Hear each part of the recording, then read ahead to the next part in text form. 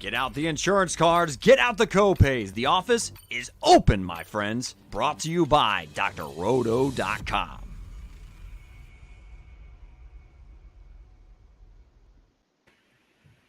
It's time once again for everybody to come aboard that Green Screens Media train.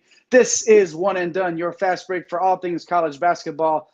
I am the conductor of the aforementioned Green Screens train. My name is Jay Heinrich. You can follow me on Twitter at Dr. William Cannon for shit posting, Elon bashing, baseball card posts. Now I got into that game today a little bit. You know, why not? As I mentioned last show, got the new profile pic. Give me a follow. Check us out. To my this side, whatever, Eric the Blue. You can follow him on those Twitter streets at FantasyNav. He is Mr. Eric Romoff. Eric, what's happening? And back at it again. May 11th is inching closer every single day. It's officially May, so we got a little bit of sleep. We're back here with a fun show and gearing up for May. Another few more fun weeks of coaching interviews. We've got Eastern Washington on the schedule. We have got San Diego on the schedule. We've got BYU on the schedule. So make sure you're locked here on the Green Screens Media channel on YouTube so you can catch all of those coaching insights in the coming days.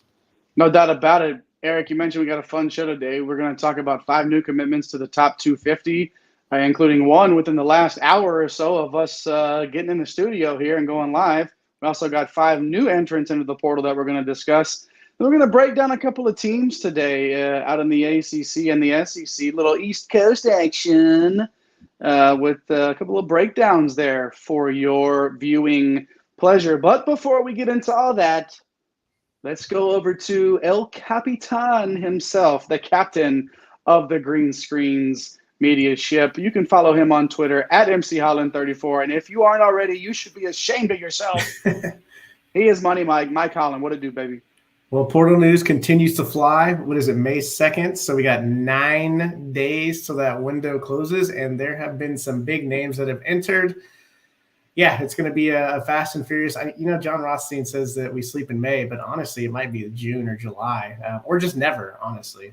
So we're bringing you guys a ton of shows, ton of content, and may have something a little bit later in the show to reveal to all of our guests and to maybe you guys as well. So a little tease. Don't want to say too much right now, but I'm excited, looking for a fun show today. No, speaking of getting sleep, our guy Eric here slept like 8 hours straight last night for the first time since he was in his early 20s. He's looking fresh, feeling fresh, and I am feeling finer than frog hair. So why don't we dive on right into this? Let's get into those 5 new commitments inside Mike's vaunted top 250 that you can find over at drroto.com for free. So don't wait any longer. Get over to drroto.com. Check out Mike's work there.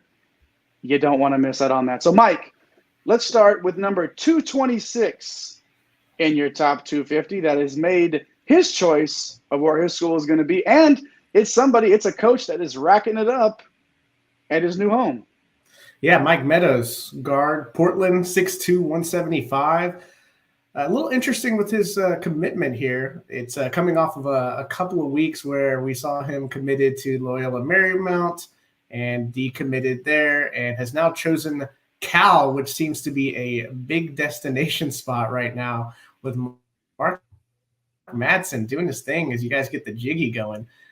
Meadows, nice player, veteran, brings a ton of experience to the squad, averaged 11 points, 3 boards, was a little injured last year. Shot 36% from 3, and we know Madsen and his teams like to toss up a bunch of threes. He's going to compete for the starting point guard job. We'll see. Rosters, as we like to say, are still in flux. We'll see if Devin Askew remains there. They'll battle it out. Could potentially play together, but with the transfer class that I feel like we're going to probably talk about here in the next couple of weeks as we teased our 2 teams that we're breaking down today, I see Cal in the future here. But, Meadows just a really solid pickup for Coach Madsen, man. He's been really doing his thing. So excited to see how the rest of this roster is going to turn out. Yeah, that's the Madsen championship celebration dance, man. Like only the white guys in the room can do it. You feeling it. I'm feeling it. Madsen's done a really nice job there, and it has me thinking that the Stanford AD is kicking himself in the ass right now for not figuring out a way to get that guy on his campus, the Stanford grad. Instead, go to the rival Cal, and he is killing it over there in the portal. And yeah, Devin Askew, that would be like what, his fourth team if he left. Like he's making his way around the game here. But a talented, mostly pass first point guard, unless he was getting 20 shots a game like he did for a little bit last season. But enough of Devin Askew. Let's move on to number 216, Eric. In Mike's top 250, UC Irvine guard, formerly a UC Irvine guard, committing to BYU. Yeah, look, I think it's fair to say that the One and Done show has their fingerprints all over this move, right? We sat down with UC Irvine head coach Russell Turner not that long ago, and now, unfortunately for the Anteaters, they have lost a key contributor in Dawson Baker, who's heading over to BYU, a program that we will be chatting with their head coach in the weeks to come. 15.5 points per game, about 3 boards, pretty solid from range, 37% from 3. So a lot of good stuff that he's bringing over to BYU with him. Mark Pope is going to need to continue to collect talent as BYU gets ready to head over to the Big 12. And, there's a lot of little things that Baker does, right? Like top 200 in fouls drawn last year. Like those things really make a difference as you're trying to, battle out and win close games, especially in a conference as tough as the Big 12. So ultimately, really solid get for Mark Pope and for BYU. Dawson Baker is number 216 on Mike's big board. Doesn't hurt that he's a part of the LDS church either, right? Like, natural fit in there at BYU. But yeah, it'll be interesting to see his usage there if he's going to get those many, as many threes up over there at BYU. But yeah, obviously that's why they love him there. Mike, going to come back to you now, number 164 on your board. Shocking that Rick Pitino is making more moves in the portal.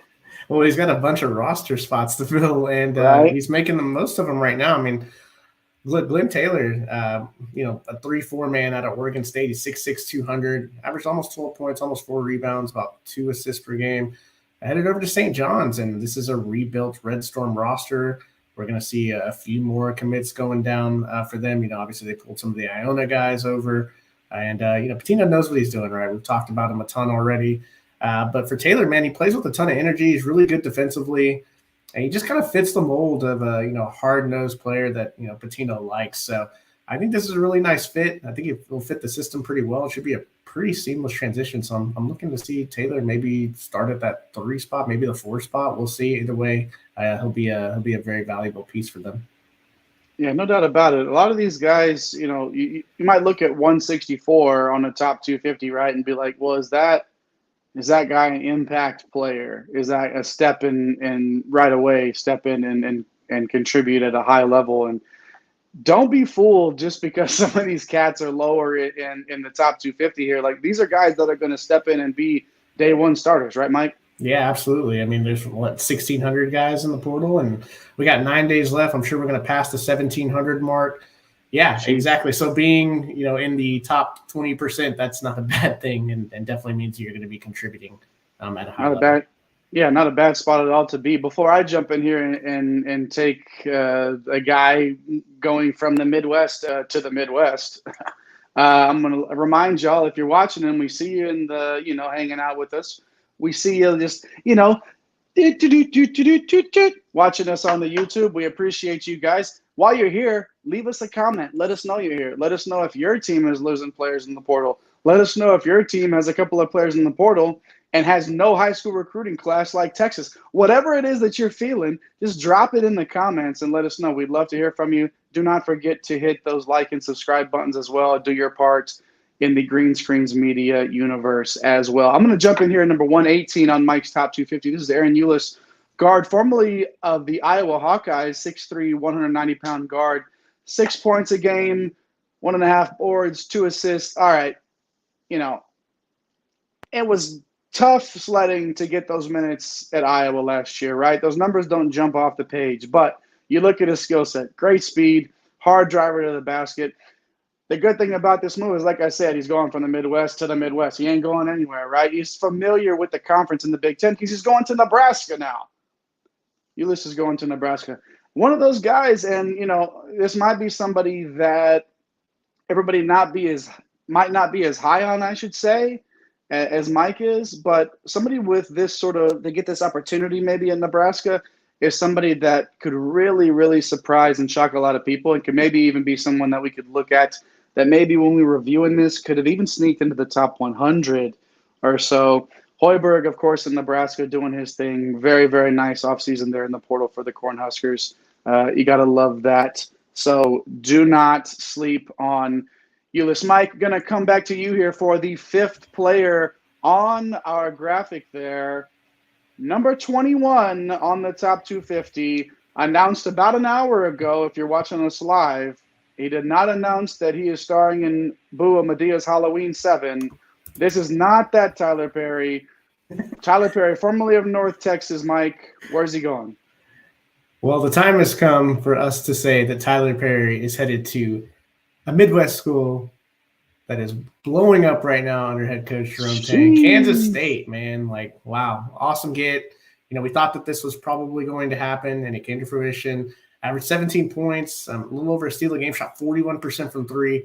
Man, this dude, as Eric likes to say, is a bucket and clutch, man. There might not be a better clutch player returning to college basketball next season. Like, you just go watch his highlight tape, and he has hit some pretty amazing shots. And we've talked about him a lot, right? This is the Marquise Noel effect, right? Jerome Tang's just done such a great job here. So I'm excited, even though as a burnt orange supporter, the Big 12 is just going to be tough, right? Like it just every year, it just seems like these teams are just building powerhouse type rosters. So this is no different. And I think Perry is really going to fit in nicely with Kansas State. Very talented guy, and North Texas is really going to feel the effects of losing him for sure. That's top 5 right there. Guys that have made some commitments. We could have talked about a few more here, and maybe a little honorable mention, if you will. Could have talked about Keontae Kennedy going from Memphis to Cal. And Coach That's your guy. Yeah, that is my guy. I was really excited to see him make that choice.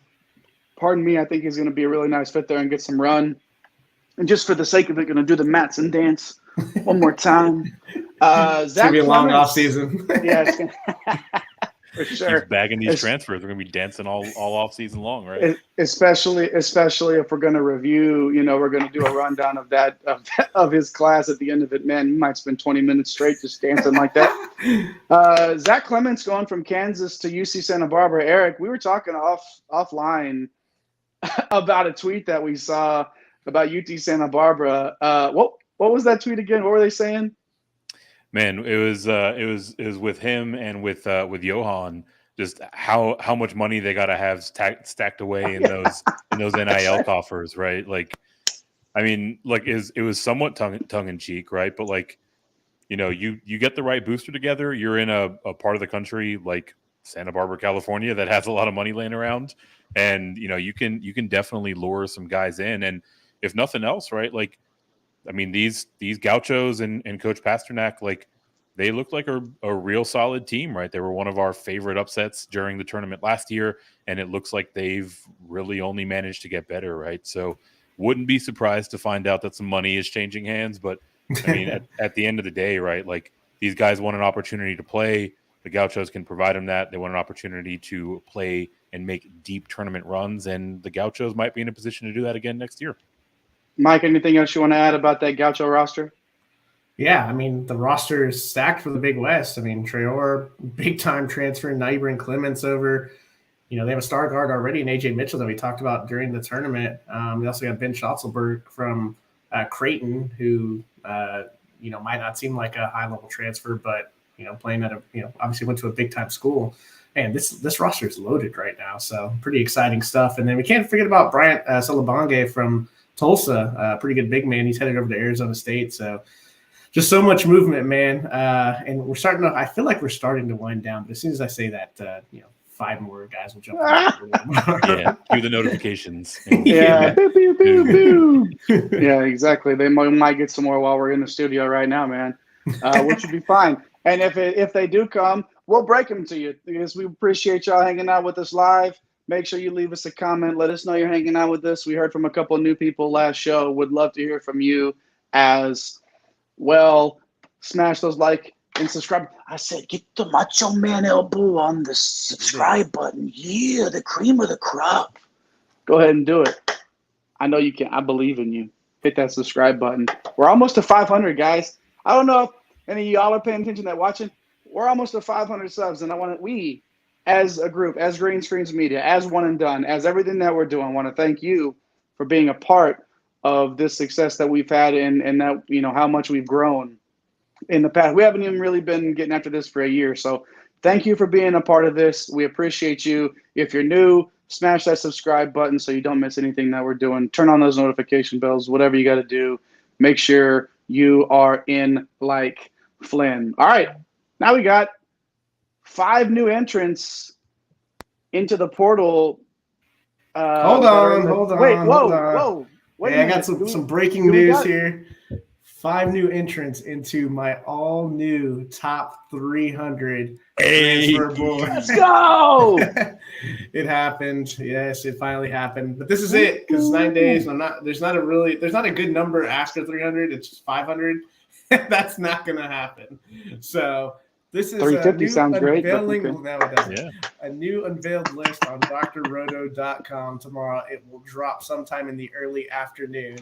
Yes, the board is filled with 300 players. So yes, that's my guy, Eric. We wore him down, man. We wore him down. Jay, we can't even take full credit for this, right? This is the will of the people behind the scenes, right? Like when the conductor of the Green Screens Media train says, "Get up in those comments," this is what it results in. People are letting Mike know 100 was not enough, 150 was not enough. This man has tripled his list to 300, and while he is one of the most credible minds in the world of college basketball, he is lying through his teeth. He will fold to that pressure. We will get him to 333. We will get him to 350. Keep the comments coming. Let him know that you need more. Not 1, not 2, not 3. Oh my God! No, I love it. Top 300. Guys, big time stuff. Big list. Get over to drroto.com, like Mike said. Check that out for free 99, as we like to say around these parts. Check it out. It's nobody does it better. You guys know that if you pay any attention to what we're doing. Nobody does it better than Mike. So now we got 5 new entrants into that top 300 now, switching gears. Like it's going to take me a little bit to get used to saying that. But, Mike, let's just go right to you here. Number 247. Let's start. What's the deal with him, man? Yeah, absolutely. So interesting news. Kansas City, the Roos, jumping into the portal here. A couple of guys in their backcourt that we're going to talk about. A little surprising 9 days before the before the portal closes. And a tough deal here for Kansas City. But this is the nature of the beast right now. And RayQuawndis Mitchell, man, 6'5", 200, great size, a veteran presence, averaged 17 points, almost 4 rebounds. Look, he's more of a volume scorer. That's what you're going to get. He's a wing type player. He was second team All Summit, and Jay, microwave type 6-man. If he tries to slide up here to one of the Power 6 type conferences, and these two guys might not be known across the country, but you pop on the tape in the Summit League, and these guys can ball out and get to the basket. And I'm excited to kind of see what's going to happen here. We've kind of seen the interest list for Mitchell, and there's some pretty solid names up there. So we'll see what happens. This one just dropped today, as well as our next guy here. Eric, just go right into our next guy, number 225 on Mike's big board. Yeah, look, these Kansas City Roos are going back-to-back, like Drake said, right? Shemarri Allen, 225 on Mike's top 300 board. The guard there for the Kansas City Roos, 6'4", 200 pounds. Pretty similar scoring line to Mitchell that Mike just covered, 17 points a game. Stuffed the stat sheet a little bit more, though. 5 rebounds, almost 3 assists per game. I mean, this dude is an absolute dog, right? He got that dog in him. He's got that underdog mentality. And some of his superlatives really support that, right? Second team All Summit, first team all defense, just hyper competitive guy. Like I mentioned, contributes in a ton of different ways on the board.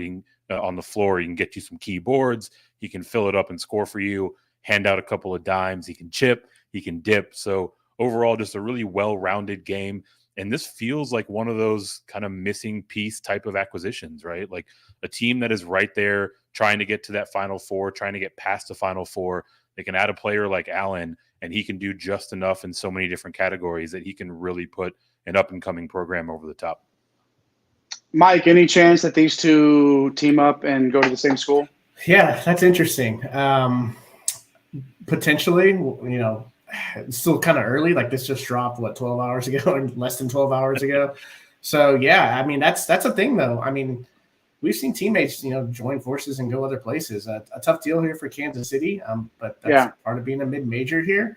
I think you're right. These two guys could be key pieces. You need that. Like how big were Aline and Calcaterra, Aline transferring him for Virginia Tech. Like you need that 6th, 7th, 8th guy. And these are two of the type of guys, especially Ahron that, that Eric just talked about. I mean, he's a guy that gets busy all over the court. He's just a ton of fun to watch. Mitchell's more of that guy. If you need someone to, come off the bench and give you some buckets and breathe some life into your offense. I think these two guys super underrated, man, but you pop on the tape and, man, like they're a lot of fun to watch. So we'll see what happens with their recruitments, and some big schools are already on top of these guys. Well, and for me, it's, this could change the sort of the outlook on a team's transfer portal class. If you get a couple of these cats to come in together, I think about a team, and I'm not saying that Texas is that team, but I think about a team like Texas who's pretty much taking care of the front court, right? Like the front Miami too. Like teams, I agree. That are needing that guard play in, and you land these two as a pair, Eric, and that's those are two guys that immediately just you look at somebody like me, a disgruntled fan that's like, what are we doing?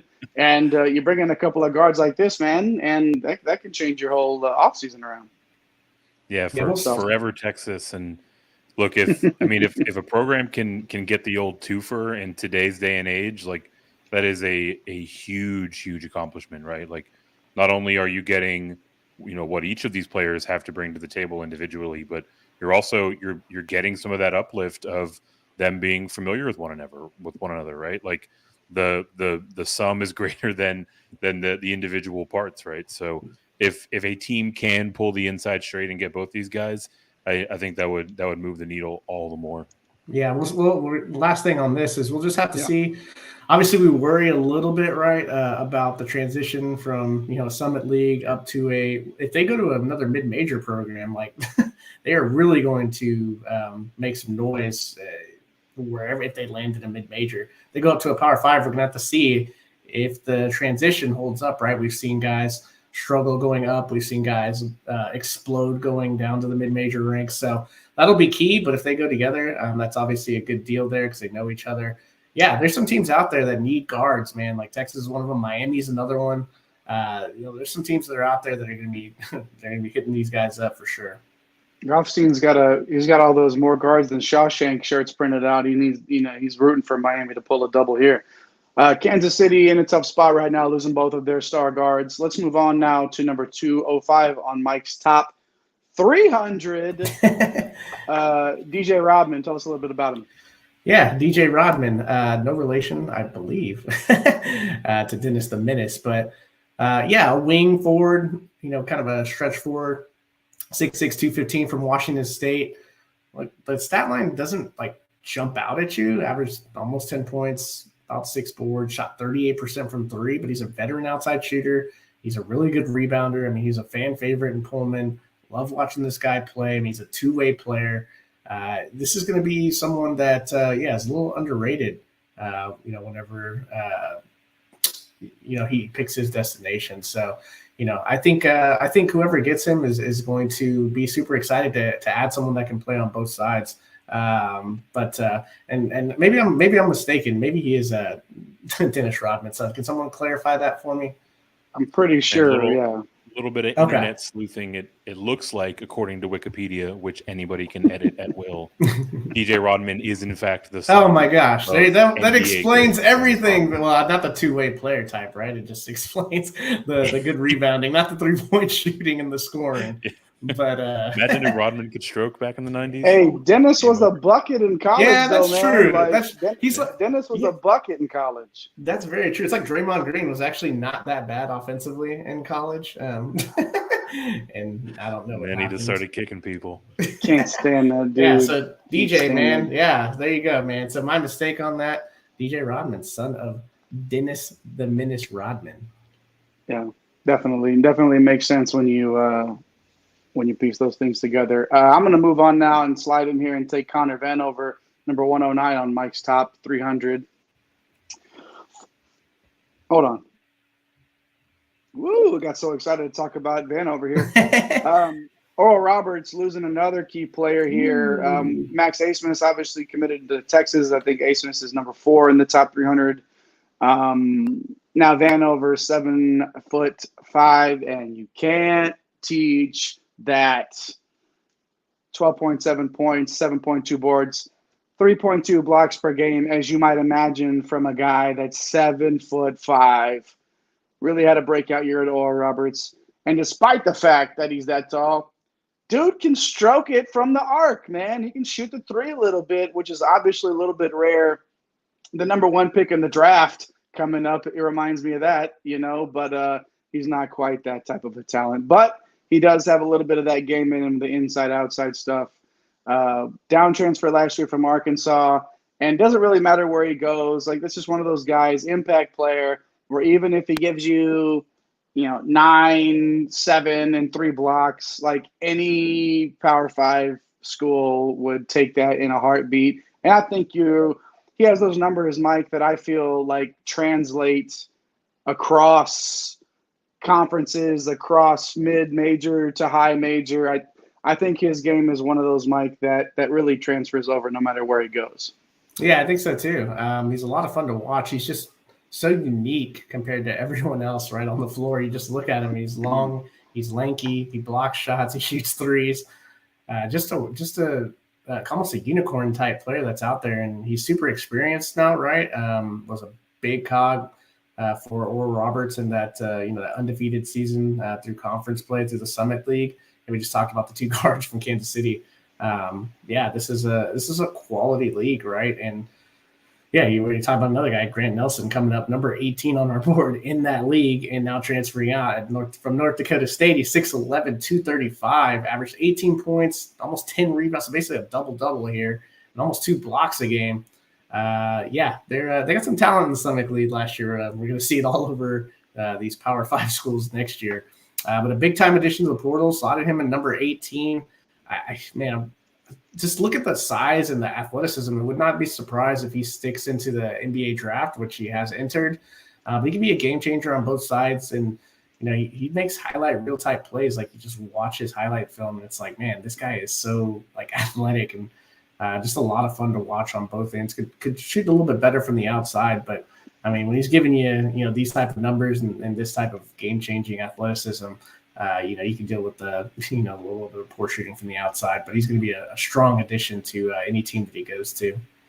Nelson's got that ho-hum Adama Sanogo game, right? Where he's like 18 and 9 every single night, What were you I was just about to make a Sanogo comp too.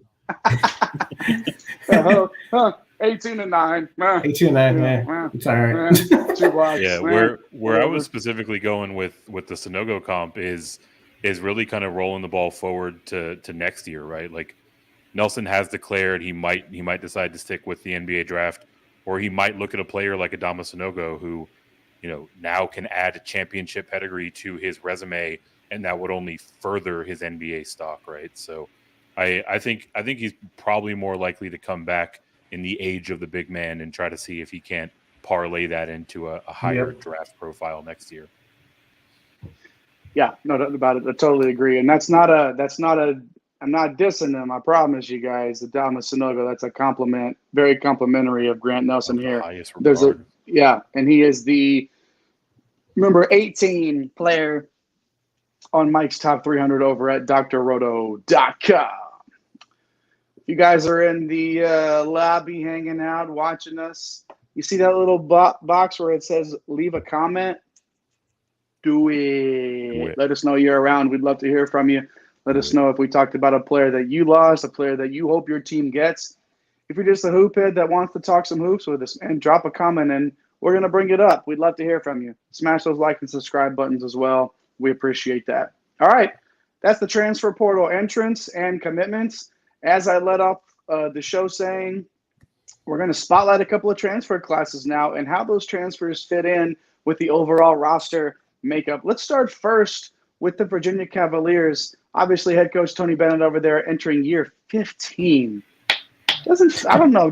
It either doesn't feel that long at all, or it definitely feels way longer, depending on if you're watching him play or not. 25-8 last season, but I've said it all year long. Virginia was one of those teams that can either lose in the first round or win the whole thing. Well, we got the bad side of that this year, losing in the first round to Furman. They were 72nd in offensive efficiency, according to Ken Palm's metrics, 25th defensive efficiency, and 360th in tempo. But you know what you're going to get with the Virginia Cavaliers. They, them and it's Bennett and Rick Barnes trying to beat you by scoring who first to 50. Obviously, Mike here, depending on what Reese Beekman does, they might lose their entire starting five. So let's dive into this Cavalier roster now, Mike, and tell us a little bit about it.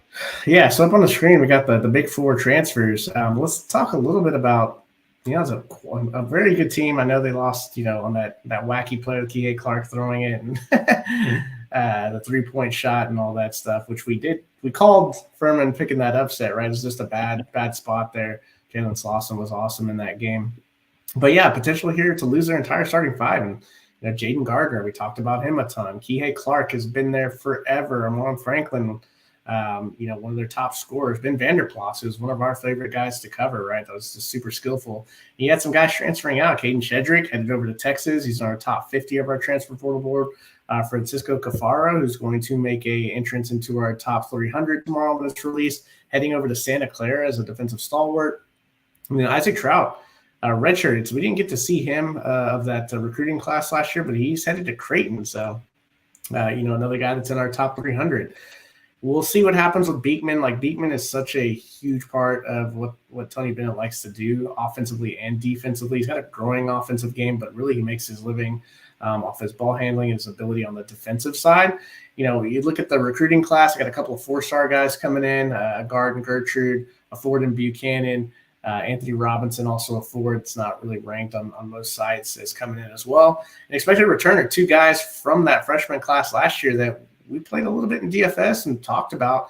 And I think these guys could be right for exploding onto the scene. Isaac McNeely is a great shooter, averaged 7 points in his freshman year. Ryan Dunn, I think, has just all-around type game. Once these guys get big minutes, I think we're going to be talking about two very good players here. But it's really going to come down to this transfer class. And, it starts with, Rhodey up here at the top. I mean, awesome freshman year here for St. Thomas. He's 6'6", 185 pounds, averaged 17 points, almost 4 assists, and almost 2 steals in his freshman year at St. Thomas. Really helped them out having a decent year last year. Dante Harris, we didn't get to see him last year. He did sit out from Georgetown. He's transferring in. He's a point guard. He's 6 foot. He showed a lot of promise before he sat out, averaged 12 points, 3.6 rebounds, 4 assists in 21-22. So, he's going to have a chance here to kind of run the show. Probably my favorite of the core group here is going to be Jordan Minor from Merrimack. He's the big man. He's 6'8", 240. This is kind of a prototypical type Tony Bennett player, right? He's very good inside. Brings a strong defensive presence, almost 2.6, almost 3 blocks a game, 2.6 there. Averaged 17 and nearly 10 boards. We'll see how the game translates. He's very athletic, so I don't think he's going to have a hard time transitioning to the ACC. But we'll have to see. 6'8", that 240 you like. We'll see how he handles the rigors of the bigs in the ACC. And then you have Jacob Groves, who was in our 250. He'll be in our 300 when it's released. Tomorrow he's 6'9", coming over from Oklahoma. Yes, part of the brothers there that were at Eastern Washington that transferred to Oklahoma. The season didn't quite go the way we thought it was going to go for him. Headed over to Oklahoma, averaged 7 points, shot 38% from three. And he's 6'9" and shoots threes, right? He's got good length, is okay defensively. So, yeah, you look at this four-man class and pretty solid, Eric. Any takes or thoughts on just kind of how this roster is shaping up? Yeah, I mean, I'll go back to what Jay kicked us off with, right? Like Randy Bennett and these Virginia Cavaliers, like you typically associate them with playing at a snail's pace and playing a very defensive-minded type of game there for Coach Tony Bennett. And maybe it's a bit of an overcorrection. We've seen it with Barnes as well, with the players that he's targeting in the portal. But I mean, outside of Minor, like these guys that he's adding, the other three guys in this class aren't traditional defensive stalwarts, right? So maybe he's trying to get things moving a little bit more on the offensive side. You look at guys like Groves and Rhodey, they're super versatile. They can stretch the floor for him. And kind of like we talked about a minute ago, like depending on what happens with the rest of his incumbent roster, I mean, you can make there's a world where all four of these guys are starting for the Cavaliers next season. So definitely getting after it in the portal for Coach Tony Bennett. And he's getting guys that can make an immediate impact, if not immediately slot in as starters. So that's exactly what you're hoping for when you're filling up your roster during the portal season. And when you add up all four of their points per game from last year, you basically get Virginia's average. So there you go. I mean, it's a nice look for Coach Bennett there. I like the point that you made, Eric, about how like each one of these guys can make a case. And I think at least three of them are going to start. This is going to be an entirely new look team for Tony Bennett, and he's a great coach. He's a really, really good coach. But I'm as hard on him as anybody when it comes to just these first round losses, man. Like it's really, really killing me with these tough ones because they're so talented and he's such a good coach. Yeah, it's tough to see. But yeah, great class here for Tony Bennett and the Virginia Cavaliers, especially coming off that disappointing tournament finish there. One team down here and one to go in our rundown. Let's head on down south to the old SEC, them Florida Gators. Head coach Todd Golden, opposite of Bennett, right? Bennett feels like he's been there forever, and Golden is just getting it going there for the Gators. Second year here. He will be going into not the best season overall last year, 16-17, 9-9 in the SEC, 139th offensive efficiency, 31st defensive efficiency. So you love that. 70th in tempo. They got up and down the floor. Just going to find ways to be a little bit more consistent. And obviously, what's Golden going to do here? How's he going to play his part to reshape this roster? Got to be more balanced. Colin Castleton leaving, it's a big deal, guys. It's a really, really big deal. So, where do we want to go with this, Mike? Yeah, I think what Coach is doing here is trying to find ways to replace Castleton, but also make this team more into what he had at San Francisco. Losing Castleton hurts, right? He was one of our top players. You felt it when he was out of their lineup. Just a dominant big man in the SEC. So, yeah, it's going to hurt losing him. But you talk about the three guys that are coming in per the transfer portal. Michael Henlockton, 7'1", 230. He's almost like a kind of a starter kit type, a really good freshman year. At Marshall, we've talked about him before, averaged 7 points, nearly 10 rebounds, blocked 2 shots a game. You got to think once he kind of gets used to the rigors of the SEC and continues to grow and develop his body, that he's going to get better and better. But yeah, I love that pickup. Tyrese Samuel, man, this guy is so underrated. It's ridiculous. The stats aren't just out of control here. 11 points, 6 rebounds, steal, not even a block a game. But I mean, he's a solid inside presence. If anything, you're getting multiple guys here that can get the job done, right? So it's not just going to be all on Colin Castleton, which it felt like last year. EJ Jarvis, he's like maybe the Swiss Army knife to these guys, right? He's more of a versatile type player. He's skilled on both ends. I mean, super athletic. He can finish at the rim.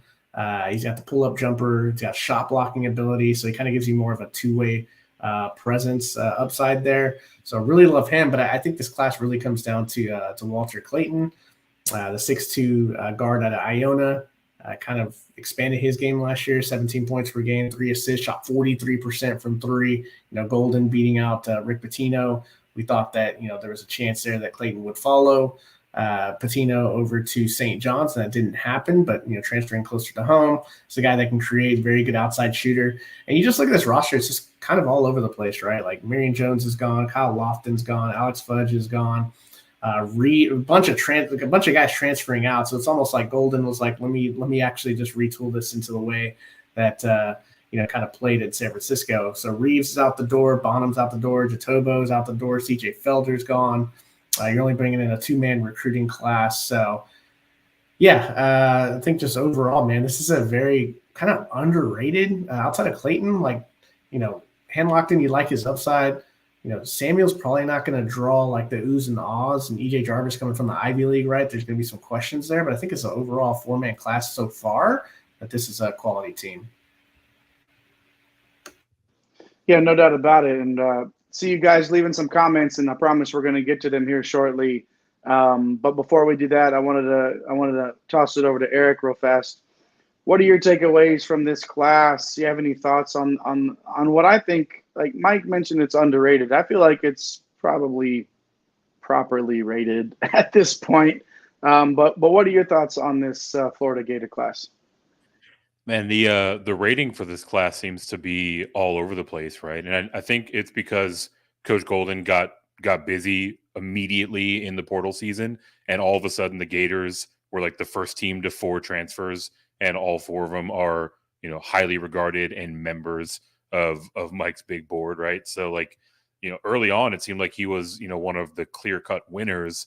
Now when you look at what teams like Cal, like West Virginia, like Kansas State are doing, maybe not quite the top of the list, but still a fine class, right? Like you got Clayton coming in, that was a huge get to keep him from going to St. John's. You add him to that backcourt with Richard and Kugel, and there's a lot of upside there. And obviously the elephant in the room is, how do you go about replacing Colin Castleton? I don't think you do, right? Like I think you get a couple of pieces that can either develop into a similar player, or guys that can pick up certain aspects and components of the roles that he played. I feel like he's done that by and large with some of the players that he's added to the portal. And if nothing else, it feels like he's added a lot of versatility, right? You should have more options on offense. They should be able to, play faster, which is very much so, Golden's specialty. He did that very well in his time at San Francisco. We saw Florida's tempo take a nice step forward last year. So I'm expecting these guys to contribute in a variety of ways. I do think they'll be able to help him pick up the pace. And while any single one of them might not fill the shoes of Colin Castleton, I do think he's got a lot of guys that can cover the majority of those bases.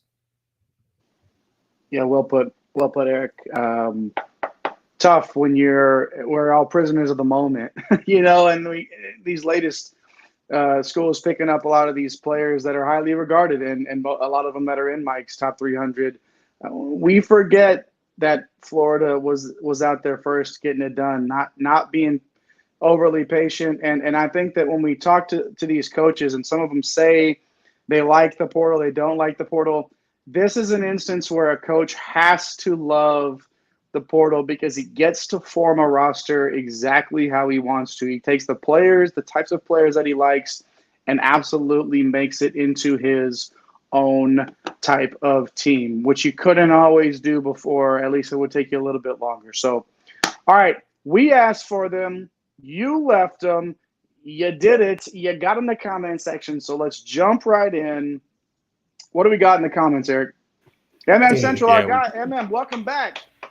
He's back. MM, I'm only assuming that stands for mid-majors, so definitely love someone that can appreciate the mid-major March ranks. Madness. We spend plenty of time covering those teams, and sounds like he's moving up to the big leagues, at least with regard to this question. Mikey, what's your thoughts on Creighton, how their offseason is going, and do you think there's still more work for them to do if they want to be within a shot or a bad call? Oh my goodness. Yeah, absolutely. Don't get me started on that's a whole nother show, dude. on that call. But yeah, so for Creighton, right, we have Shireman's back. He announced that. You had the huge addition of Stephen Ashworth. So you thought, like, man, this starting five, losing Nembhard, that hurts, right? I mean, he's, the premier point guard, I believe, in college basketball heading into next year. Ashworth, maybe a better fit with the four guys they had last year, as a better outside shooter, a little bit longer, played in a very, very good Utah State offense. I think we have to see what happens here, right? Like Arthur Kaluma, Trey Alexander, Ryan Kalkbrenner, they're all in the draft. I would assume the expectation is that, none of these guys are really getting first-round grades when you look at it. So the assumption is that all three come back. And if that starting five, and we said this last year, the starting five, it's like, find me 5 teams with a better starting five than Creighton. So you get those 3 guys back, and then Farabello came from TCU last year. He's the outside shooter. Mason Miller, he is the son of Mike Miller. A good, nice outside shooter that can put some weight on. And yeah, I think there's more work for Creighton to do. You kind of lost, Sharif Mitchell there, who I know wasn't a huge presence, but kind of a leader there.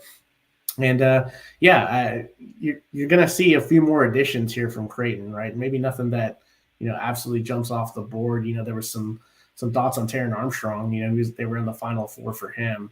And so I think the biggest thing for Creighton is to try to get their guys back, and then add some depth from maybe the mid-major ranks, guys that, the microwave guy from Kansas City, some of their backcourt guys like Mitchell.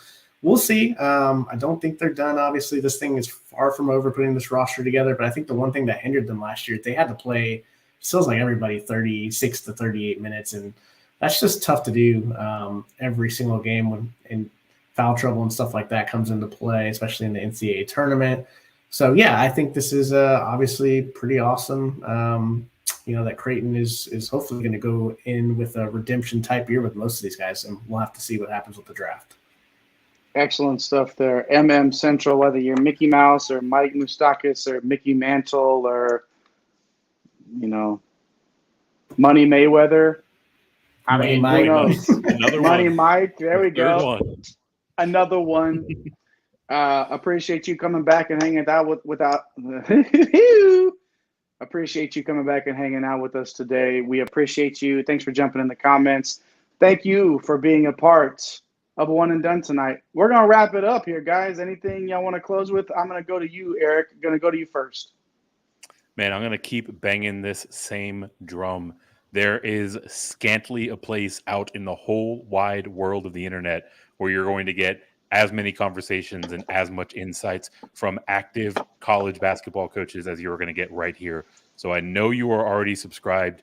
Hit that notification bell. We've got Eastern Washington on deck. We've got BYU on deck. We've got San Diego. We've got some coaches whose programs we've talked about tonight that are in the schedule. So make sure you're locked here and hear from the source themselves how they feel about the transfer portal, how they're working it into their overall roster building strategy, how they plan and what their outlook is for the year to come. All of that right here on One and Done. Mike, put a ball in it, baby.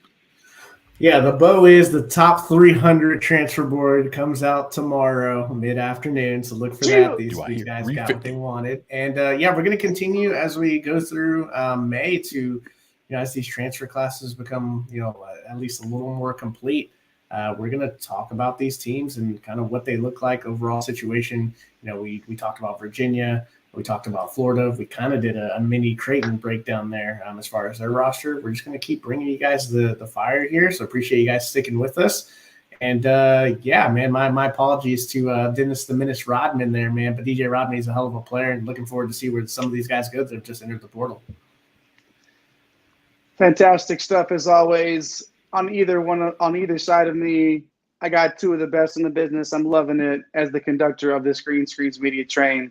Do not miss anything that we're doing throughout this offseason. Make sure you subscribe. Make sure you like. Make sure you turn on those notification bells. Make sure you follow the Baron of Bread, Mr. Eric Romoff, on Twitter, on those Twitter streets at FantasyNav. You follow El Capitan himself, the captain of the Green Screens Media ship, at MC Holland 34. I am Jay Heinrich. You can follow me on Twitter at Dr. William Cannon. And if all else fails, have a nice day. Let's get this bread. Thanks for stopping by the office. Get your fantasy prescription by subscribing to the channel and checking out drrodo.com. And until the next visit, be well and take care.